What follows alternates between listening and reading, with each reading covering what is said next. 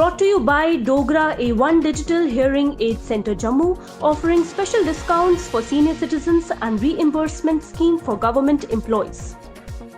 Hello viewers, you're watching Jammu Links News. I am Mannat Gupta and welcome to the daily updates of Midday News. Let's begin. Jammu and Kashmir on Thursday recorded 1,467 COVID-19 fresh cases, while 19 fatalities took place in the past 24 hours, taking the tally to 59,711 and death toll to 951. It was for the 15th consecutive day that the number of fresh coronavirus cases has crossed 1,000 in a 24-hour period.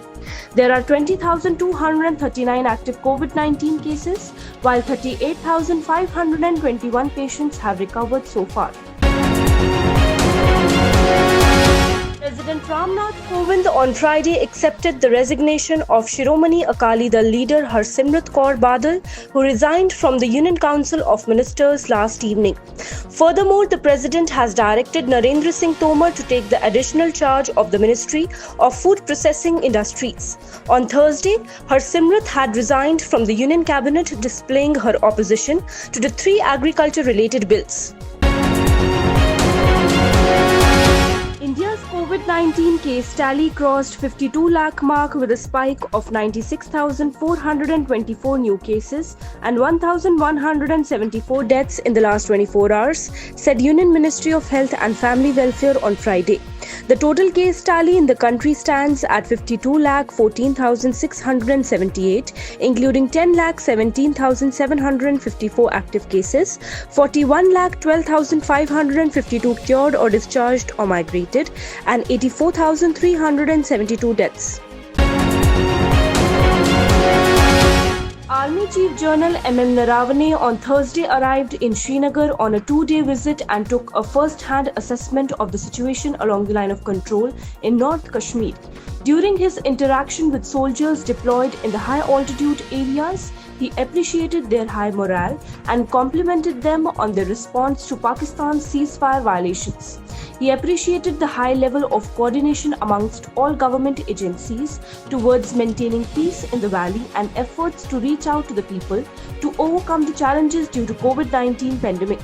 The Army Chief called on Lieutenant Governor of J&K, Manoj Sinha, and discussed issues concerning the present security scenario in the Union Territory. He assured the wholehearted support of the Army in ushering in peace and stability in the region. Noting that many people have asked him about what he wants on his birthday, Prime Minister Narendra Modi said on Friday that he would want COVID-19 guidelines like wearing masks and maintaining social distancing to be followed, and that everyone should work to make our planet healthy. Modi turned 70 on Thursday, with world leaders and politicians and other leading personalities from the country extending their wishes to him. The Prime Minister said these greetings give him the strength to serve and work towards improving the lives of his fellow citizens. The Jammu and Kashmir government has evacuated about 4,55,391 JK residents stranded in other parts of the country due to COVID lockdown via Lakhanpur and through special trains and buses till date, amid strict observance of all necessary guidelines and standard operating procedures. As per the official data received in this regard, the Jammu and Kashmir administration has received 148 special trains at Jammu and Udhampur railway stations from different states and UT so far, with about 1,32,683 passengers, while about 3,22,708 persons from other states and UTs, including 934 from abroad, have been evacuated by the government through Lakhanpur till date. India on Thursday said China should take forward the process for complete disengagement of troops from all friction points, including the Pangong Lake area in eastern Ladakh, and asked it not to make unilateral attempts to change the status quo along the line of actual control. There have been at least 3 attempts by the Chinese People's Liberation Army to intimidate Indian troops along the northern and southern bank of Pangong Lake area in the last 3 weeks, where even shots were fired in the air for the first time at the LAC in 45 years. The government will allow private companies to utilize infrastructure of the Indian Space Research Organization, which are otherwise not available elsewhere in India under Indian National Space Promotion and Authorization Center, said Union Minister of Atomic Energy and Space Dr. Jitendra Singh. Private players will also be able to use ISRO infrastructure through InSpace. The decision of the government was convened to the members of the scientific community elaborately, and scientific community welcomed the government's decision. Advisor to Lieutenant Governor Farooq Khan on Thursday observed that the J&K administration's grievance redressal mechanism is playing key role towards extending good governance to people of the Union Territory.